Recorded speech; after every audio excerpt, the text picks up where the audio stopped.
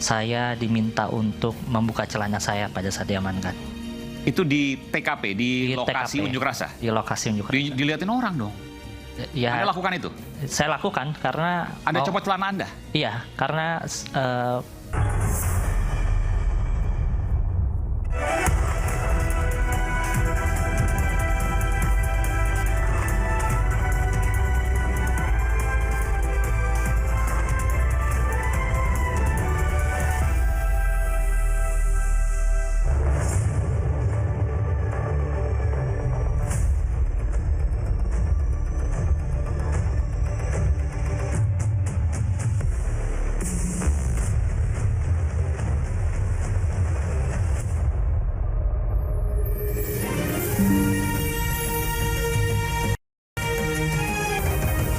Disiarkan langsung dari studio MNC Conference Hall Tower Jakarta. Inilah Rakyat Bersuara bersama Aiman Wicaksono.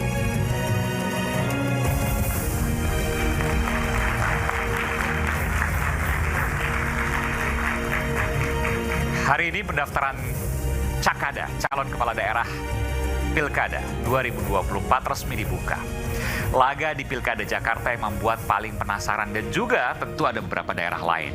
Di Jakarta misalnya ada pasangan Ridwan Kamil dan Suswono yang diusung oleh Kim Plus menunggu lawan tanding. Anies Baswedan dan Rano santer diusung PDI Perjuangan, meskipun hari ini, setidaknya sampai detik ini, yang muncul adalah Pramono dan Rano.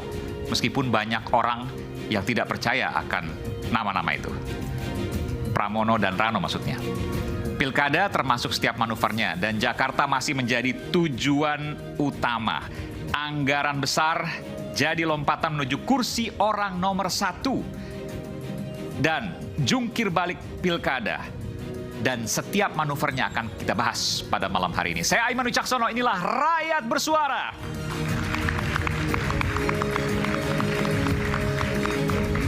Hari ini sedikit kita maju, narasumbernya belum semuanya hadir, tapi saya ingin panggilkan dulu ada, nanti biar di kursi dulu, ya, Mr. Ki dan juga Prof. Andi Asrun. Nanti saya akan panggilkan ketika lengkap, tapi saya ingin nanti sebentar ke Bung Iqbal Ramadan dan Ibu Macica Mohtar. Selamat malam, Ibu. Apa kabar? Bisa pakai mikrofon? Cek, alhamdulillah. Ya. Baik. Ini luar biasa. Kenapa saya katakan luar biasa? Saya agak turun sebentar ya, nggak apa-apa ya. Kamera mungkin bisa ikut saya. Nah, kemarin sempat ditahan atau apa ya? Bisa pakai mikrofon, agak dekat. Ya sempat mengalami kekerasan dan juga ditahan. Bentar, mengalami kekerasan maksudnya? Iya. Jadi waktu saya ditangkap, ingin ditahan, bahasanya sih diamankan ya. Iya. Saya mengalami berbagai banyak kekerasan gitu. Di tempat unjuk rasa maksudnya? Di tempat unjuk rasa. Oke. Dan juga saya merasa dilecehkan karena saya diminta untuk membuka celana saya pada saat diamankan. Itu di TKP, di lokasi TKP, unjuk rasa? Di lokasi unjuk rasa. Dilihatin orang dong? Ya, Anda lakukan itu? Saya lakukan karena... Anda copot celana Anda? Iya, karena... begitu banyak aparat keamanan yang kemudian memaki-maki saya, memarahi saya, kemudian TNI Polri atau dari pihak keamanan dari polisi waktu itu? TNI Polri. Oh, ada TNI Polri ya. juga. Oke, baik, terus? Ya, kemudian pada saat saya diminta untuk membuka celana saya diminta untuk jongkok, kemudian saya ditarik dari belakang, rambut saya dijambak, ditempeleng sekali, kemudian saya menengok melihat siapa pelakunya. Saya menduga itu dari TNI, TNI AD karena memakai baju seragam loreng. Anda membaca identitasnya? Tidak ya, soalnya kan dia pakai wear pack gitu dan tameng kemudian pentungan. Tahu dari mana itu TNI Angkatan Darat waktu itu? Bajunya, seragamnya sih warna loreng hijau ya. Kan semua punya loreng Malvinas ya, kita tahu ya. Iya, jadi dia pakai wear pack dan tameng, helm dan pentung. Tidak ada tulisannya tapi? Tidak ada. Jadi kejadiannya begitu cepat. Kemudian saya sempat melihat ke arah pelakunya. Kemudian kuping saya dipukul 1 kali. Kemudian saya sampaikan, jangan pakai kekerasan dong. Nah, saat saya menyampaikan itu, sepatunya yang melayang ke muka saya. Sepatunya? Sepatunya melayang. Sepatu Lars itu ya? Ya, sepatu Lars. Terkena bagian apa? Wah, seingat saya sini, kemudian sini. Oke, tapi nggak ada bekas ya? Ini udah sembuh sih. Oh, oke. Bang. Sempat waktu itu katanya patah hidungnya? Jadi waktu setelah saya ditahan dulu di ruang pengamanan dalam, kalau nggak salah Pamdal, kemudian saya dibawa ke Polda Metro Jaya, baru saya dibawa ke Dokes. Nah, dokternya menyampaikan kalau ini patah. Ya, saya melihat agak bengkok ya hidung Anda ya. Jadi iya. Di sebagian atas pangkalnya ya. Iya. Tapi sebelum saya bicara soal itu, saya ingin bertanya dulu. Banyak orang tidak tahu Anda adalah Iqbal Ramadan. Saya mau tanya, Anda adalah orang dekat Presiden Soeharto? Iya. Betul? Betul. Dari mana Anda meyakini itu? Saya meyakini dari ibu saya menyampaikan, nenek, keluarga terdekat, dan juga kerabat-kerabat dari ayah. Masih ada yang sempat menghubungi saya dan kerabat dari ayah? Ya, teman-teman gitu. Kerabat dari Pak Murdiono? Iya. Apa yang disampaikan? Kamu harus yakin kamu anaknya ayah kamu gitu. Pernah tes DNA? Untuk tes DNA sih belum pernah dilakukan. Banyak yang mengatakan bahwa kamu mirip sekali dengan Pak Murdiono. Iya, banyak yang menyampaikan.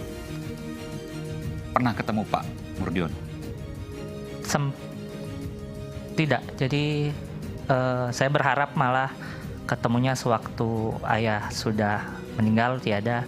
Tapi tidak sempat juga bertemu waktu itu. Kenapa? Waktu meninggal Anda mau ketemu ya? Iya, sempat.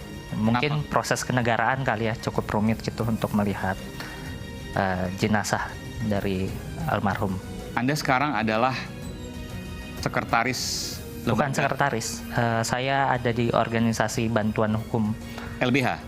Iya. Lembaga Bantuan Hukum? Sebagai asisten pengacara. Asisten pengacara, dan ada bagian dari pengacara Peradi juga? Iya. Masih berhubungan dengan keluarga dari Pak Murdiono? Masih dari adik Om Budi. Itu adik kandung Pak Murdiono? Adik kandung. Purnawirawan tentara juga? Bukan. Oh, sipil ya? Iya, wira swasta. Wira swasta. Sampai sekarang pun masih berhubungan? Sampai sekarang masih berhubungan. Apa yang disampaikan pada kamu? Sempat menangis gitu, dan setiap saya berhubungan dengan Om Budi, disampaikan tetap semangat aja, jangan pernah menyerah gitu. Sampai hari ini Om Budi masih berhubungan dengan? Masih berhubungan baik. Apa yang ingin kamu sampaikan kalau ayah kamu masih hidup saat ini? Letnan Jenderal TNI Purnawirawan Murdiono. Kalau disampaikan apa ya? Ya, Iqbal anak ayah, Iqbal sayang ayah. Itu aja, cukup. Iqbal anak ayah, Iqbal sayang ayah. Iqbal anak ayah. Iqbal sayang ayah. Dan Iqbal selalu mendoakan? Selalu. Apa yang Iqbal doakan pada Pak Murdiono? Diampuni segala dosa-dosanya, maupun yang disengaja atau tidak disengaja, dan dilapangkan kuburnya. Dan Iqbal masih berharap satu waktu, entah di alam mana, bertemu dengan ayahnya. Ya, harapan itu pasti ada. Harapan itu pasti ada.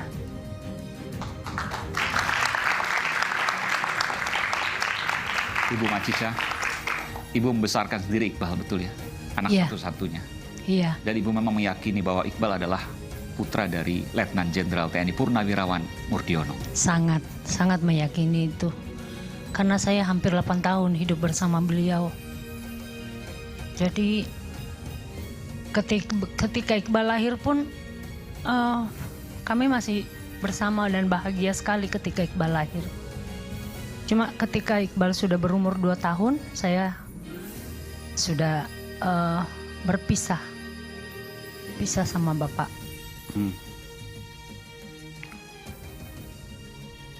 Apa yang Pak Murdiono sempat katakan pada waktu Iqbal ada yang Ibu ingat? Ketika saya hamil, beliau suka mencium perut saya dan dia selalu mendoakan ketika Iqbal masih di dalam perut. Dan ketika Iqbal lahir pun kalau dia gendong dia selalu cium-cium anaknya, dia selalu main bersama. Cuma pada saat itu mau foto nggak boleh. Karena dia masih menjabatkan. Mensesnek waktu itu? Iya, masih Mensesnek. Menteri Sekretaris Negara? Iya. Orang sangat dekat Pak Harto waktu itu? Iya. Tidak pernah kemudian diperkenalkan kepada teman-temannya sesama pejabat waktu itu? Tidak pernah saya. Tapi kalau ada acara Bapak di luar kota saya sering ikut. Oh gitu? Iya. Misalnya acara apa itu? Acara apa? Mau undangan ketika dia di wisuda di Surabaya. Ya. Ya, sering juga saya ke istana kalau acara-acara. Pernah ke istana? Ke Binagraha waktu itu? Iya. Diajak waktu acara 17 Agustus sering. Terus diperkenalkan sebagai siapa waktu itu? Oh, saya nggak diperkenalkan, saya datang aja sebagai undangan. Oh, diundang, iya. Tapi tidak bertemu Bapak waktu itu? Oh, ketemu, foto sama bareng. Bapak perkenalkan waktu itu sempat? Ke yang lain misalnya? Enggak. Iqbal, saya harus tanya, nama Iqbal Ramadan adalah pemberian dari Bapak Murdiono? Iya, karena almarhum itu sangat mengidolakan Iqbal, penulis yang dari Pakistan. Dia sangat menginginkan supaya anaknya bisa jadi seorang pemikir, seorang penulis seperti Iqbal. Makanya anaknya diberi nama Muhammad Iqbal. Kebetulan Iqbal lahir Ramadan, di bulan Ramadan anak saya lahir, jadi ditambahkan Muhammad Iqbal Ramadan. Dan selama ini Ibu Macica membesarkan Iqbal sendirian? Iya. Tanpa ada bantuan? Bantuan dari mana maksudnya? Dari keluarga misalnya, dari keluarganya Pak Murdiono? Oh, nggak pernah. Tidak pernah? Nggak pernah. Lalu dari mana Ibu membesarkan Iqbal? Saya kan punya karir, saya sebagai seorang artis. Penyanyi betul? Iya.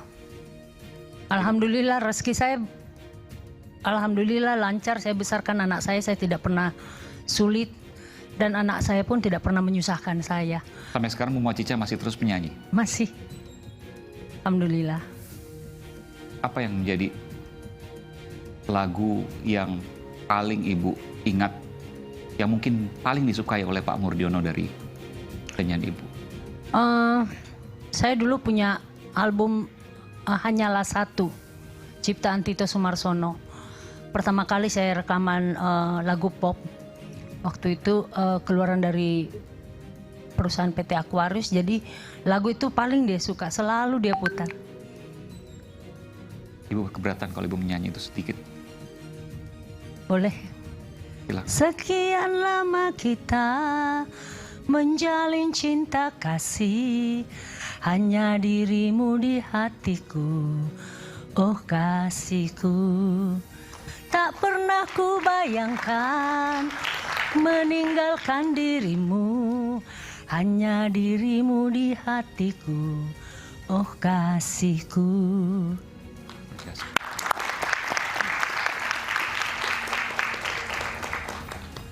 Ini hal yang jarang gitu ya, yang mungkin bagi sebagian orang mungkin tidak mengetahui, anak-anak sekarang mungkin juga tidak mengetahui betapa waktu itu berkuasanya Presiden Soeharto dan juga pada waktu itu dengan Pak Murdiono.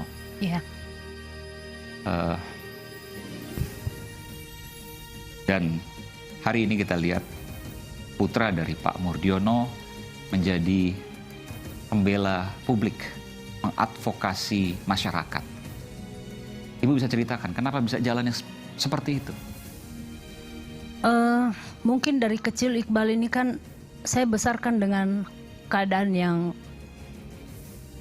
tidak adil menurut saya. Karena saya menikah dengan Pak Mur itu kan kalau secara Islam itu sah. Tapi negara tidak mengakui itu.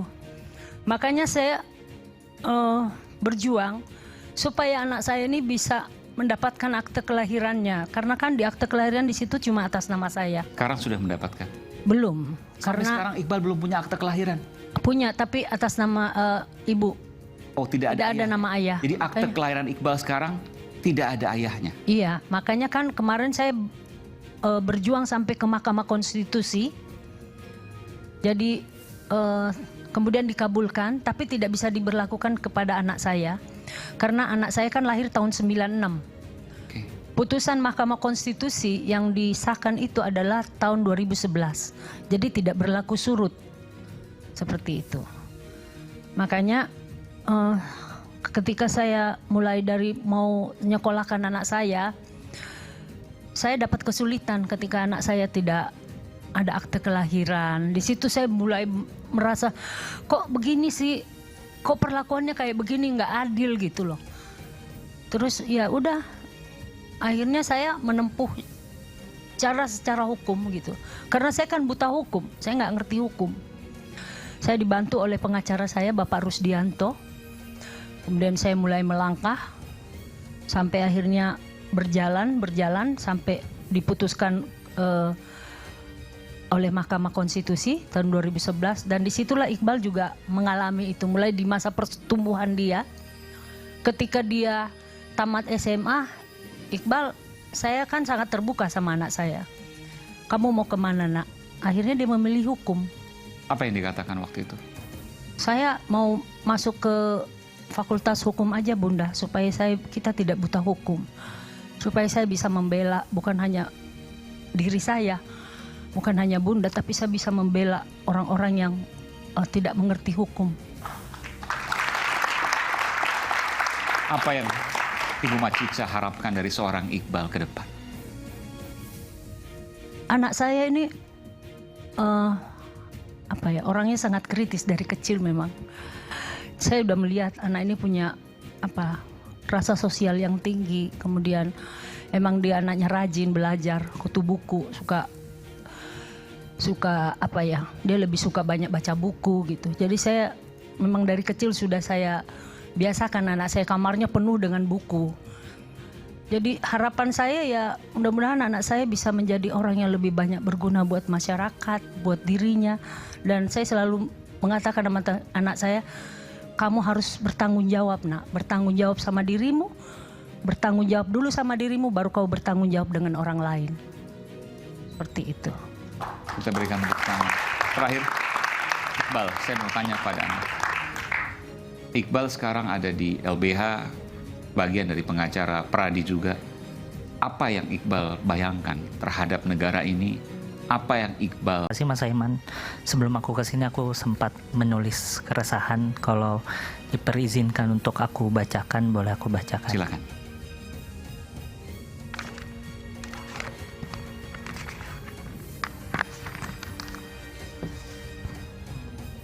Aku menyebutnya tragedi 22 Agustus 2024. Memang benar, ayah saya seorang jenderal TNI dan pejabat tinggi pada era Orde Baru. Namun, saya terlahir dari rahim seorang perempuan, seorang ibu yang penuh dengan perjuangan. Ibu saya harus bekerja keras, mencari nafkah dan merawat saya tanpa kehadiran sosok ayah. Saya tidak pernah menggunakan nama besar almarhum ayah saya untuk kepentingan pribadi. Saya menjaga rapat latar belakang kedua orang tua saya.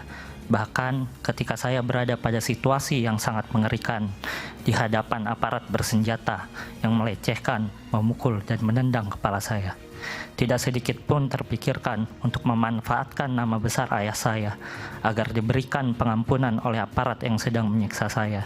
Hanya satu yang saya ingin ketahui, bagaimana rasanya menjadi masyarakat kecil saat mereka ditangkap dan ditahan oleh aparat keamanan karena menuntut hak-haknya. Hak untuk bebas dari penyiksaan adalah hak semua anak bangsa di atas bumi manusia. Saya bukan seorang anak yang hidup dalam kemewahan dan kekuasaan. Sejak kecil saya berjuang melawan ketidakadilan. Ibu saya selalu menanamkan nilai-nilai keadilan dan welas kasih. Harapan terbesar ibu saya adalah agar saya bisa berguna bagi masyarakat dan berpihak kepada mereka yang terpinggirkan. Di saat yang lainnya memanfaatkan nama besar orang tuanya agar mendapatkan kedudukan dan jabatan, di sisi lain ada banyak orang tua dan pemuda yang berjuang untuk membayar biaya pendidikan yang mencekik, mencari kerja untuk menjadi tulang punggung keluarga, dan menjadi ojol hanya untuk bertahan hidup sehari. Jurang antara si kaya dan si miskin begitu lebar di negeri ini. Takdir memilih saya terlahir sebagai anak dari seorang jenderal TNI di era Orde Baru dan penyanyi kampung dari Sulawesi Selatan. Saya tidak bisa menolak takdir itu. Namun, hal itu tidak menutup hati nurani saya dan akal sehat saya untuk melawan kesewenang-wenangan penguasa terhadap rakyatnya. Menolak penguasa membangun kuil dinasti keluarga di saat rakyat yang kesulitan mendapatkan pekerjaan, masyarakat adat digusur dan dikriminalisasi, pejuang hak asasi manusia dikriminalisasi, pejuang lingkungan dibunuh, biaya pendidikan mahal, sembako mahal, dan minimnya akses bantuan hukum untuk masyarakat kurang mampu. Sebagai seorang manusia, hal itu yang tidak dapat saya terima. Perjuangan ini bukan hanya tentang saya. Perjuangan di bulan Agustus 2024 milik semua pemuda yang bahu-membahu melakukan perlawanan yang dimulai sejak 22 Agustus hingga hari ini. Milik semua pemuda yang mengalami kekerasan oleh aparat keamanan.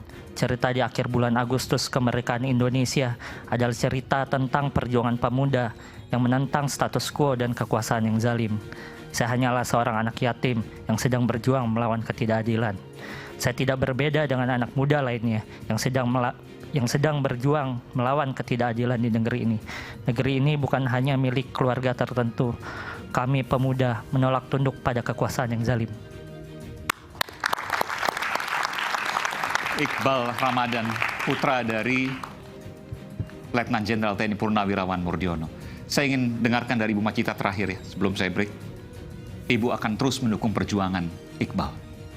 Saya akan mendukung anak saya karena saya tahu anak saya adalah anak yang berhati mulia, anak yang penuh tanggung jawab, dan saya akan mendoakan dia terus untuk setiap langkahnya dapat ridho dari Allah Subhanahu wa Ta'ala. Apapun resikonya. Apapun resikonya. Nyawa sekalipun taruhannya. Ya, namanya seorang pejuang kan kita harus ikhlas kalau udah seperti itu.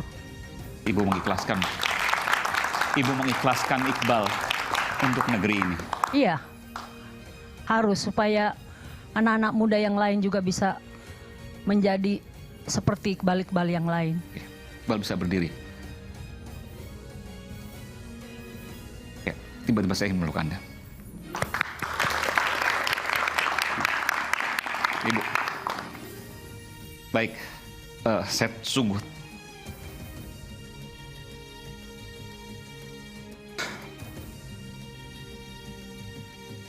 terenyuh untuk mendengarkan pidato seorang Iqbal Ramadan, anak seorang jenderal bintang 3. Sampai hari ini terus berjuang untuk menyuarakan kebenaran dan juga keadilan yang diyakininya. Kita kembali saat lagi di Rakyat Bersuara.